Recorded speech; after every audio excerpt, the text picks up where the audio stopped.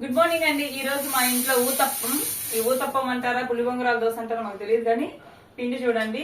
పసుపు దోశ పిండిలో పసుపు ఉల్లిపాయలు వేసి పచ్చిమిరపకాయలు వేసి ఇంకా ఏమేస్తారు మనకి ఇంట్రెస్ట్ ఉంటే గనా ఇలా వేసిన తర్వాత తురుముకున్న క్యారెట్ అలా అలా అలా చల్లితే భలే బాగుంటది.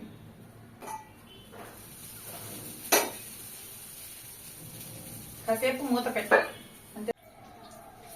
తిప్పేసుకుందాము. నూనె ఇప్పుడు వేయకూడదంటే నేను ముందే వేసేసాను పొరపాటున, మాడిపోయినట్టుంది. మళ్ళా మూత పెట్టాలా అవసరంలా.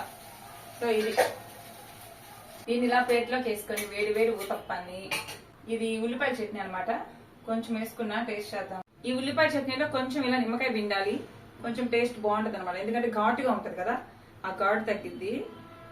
భలే ఉంటదండి టేస్ట్ మాత్రం, సూపర్ గా ఉంటది.